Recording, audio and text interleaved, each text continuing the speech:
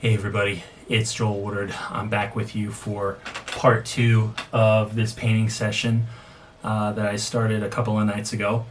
It's been a couple of nights since I've worked in here, since I had that technical problem with my camera. Really took the wind out of my sails that night, and it was upsetting.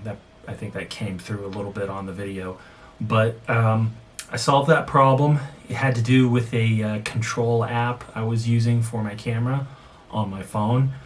I'll spare you all the boring details, and just the important part is that I resolved it, and I shouldn't have any problems with controlling the camera from here on out. So, just to tell you a little bit about what I've got planned right now for this. I talked a little bit last time about the floating shapes in my sketchbook here, that the drawing I'm basing this painting off of, and it's getting a bit crowded here. That's becoming a problem. I still want to add a few more of those shapes, so the only resolution to that is to just overlap a little bit. So I think a shape is going to overlap here. I think one is going to overlap here. Maybe one here. And then that'll be it. There's a lot in this composition already, and I don't want to crowd it too much. So yeah, that's the plan with that. And I mixed up some muted yellow that I'm going to use again for this area here and this area here. This shape is basically just that's just a matter of getting it more solid, getting it more opaque. I'm pretty sure I pretty much know what I'm going to do with that, so it's just a matter of getting it done. And there is some variations that I have in mind for this, and maybe one or two other things that I'll try, and we'll see how that goes. Like I mentioned, I think I mentioned last time that the threat of composition getting overworked or becoming too busy is ever present in what I do. So that's something that I got to guard against. It's always a process of going forward, pulling back, going forward, pulling back, this constant kind of adjusting as you go along to the end. So, okay, so with that, I'm going to get into this. I'll talk a little bit as I go, and get it done.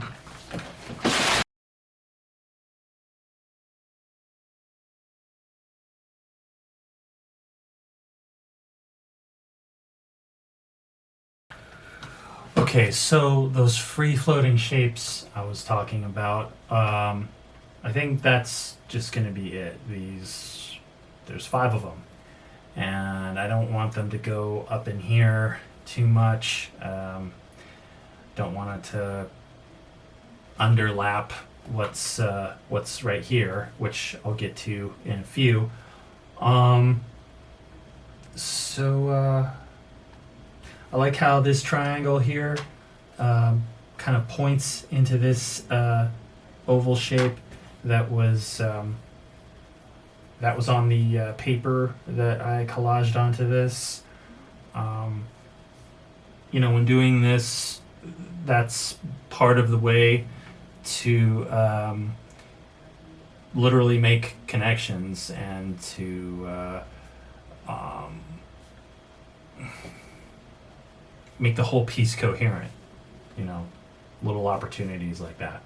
So, all right, I'm gonna keep going.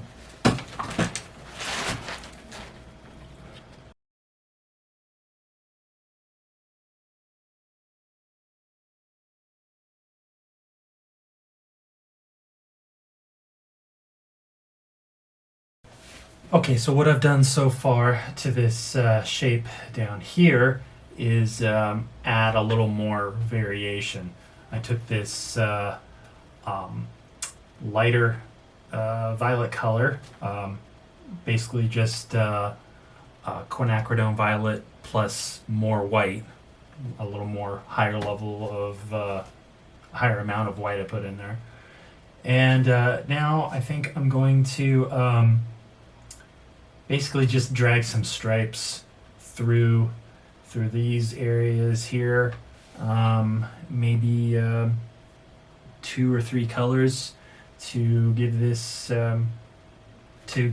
thing overall some variation. And then after that, I'll get back up into these blobs here. And I also need to get back into these floating shapes. That quinacridone magenta, I said violet earlier, I meant magenta.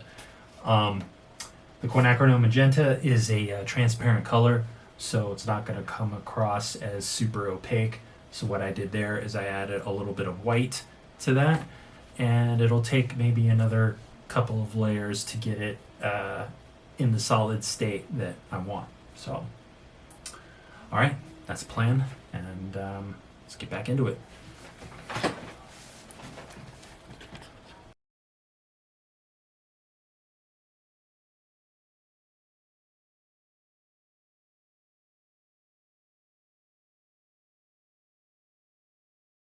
Okay, so I've got those stripes down that I said I was going to do, and I'm not sure if I'm feeling them completely.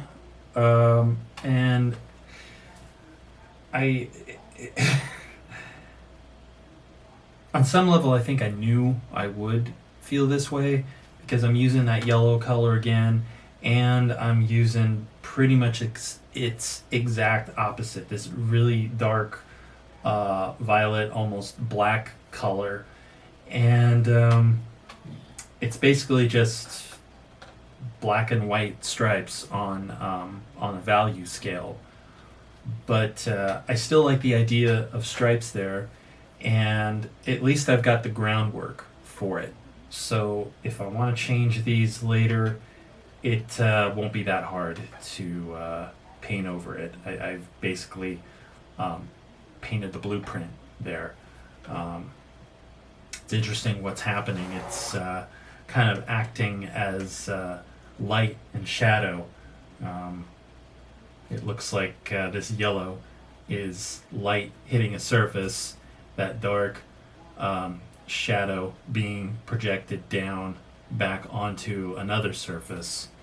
And I'm not quite after that kind of 3D rendering.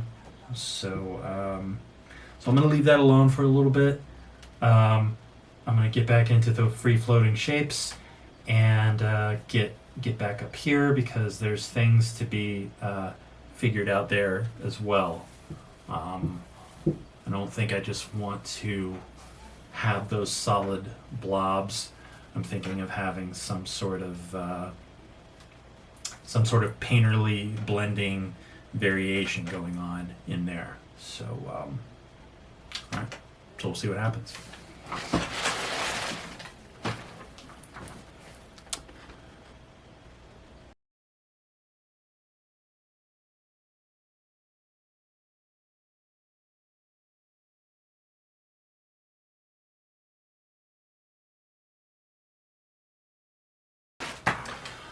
Okay, so I kind of I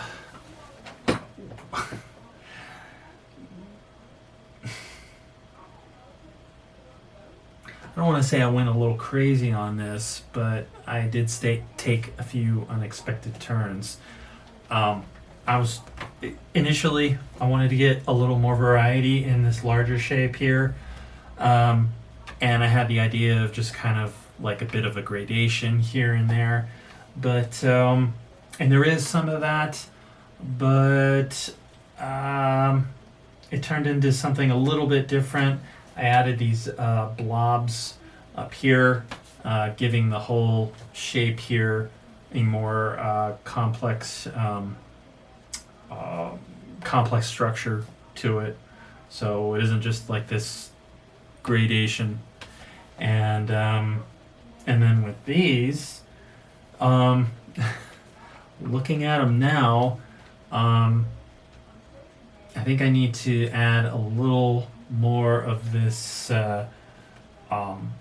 light purple gray color so that it differentiates with these free floating shapes. They're starting to merge a little bit too much, and that isn't what I want. So I'm going to do that. I'm thinking of putting a little bit more definition at the front or at the left side of that shape up there. And after I do those things, we'll see where we're at. I think it's almost done. We'll see.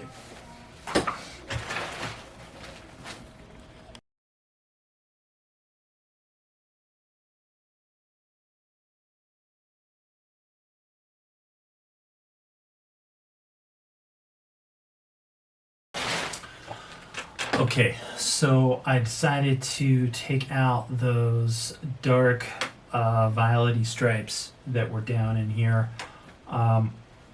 I just couldn't make them work. I thought they were going to work for me, thought they would feel right, but ultimately not.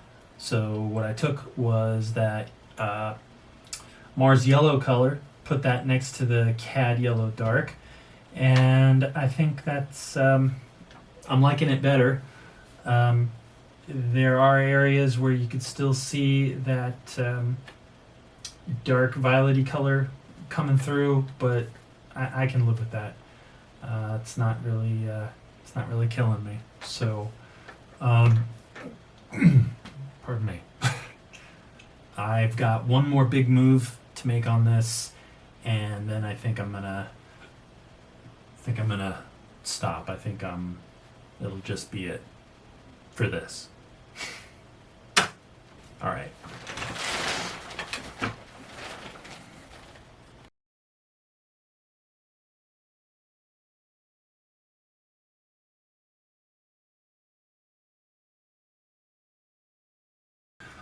Okay, so that one last big move I was talking about was that.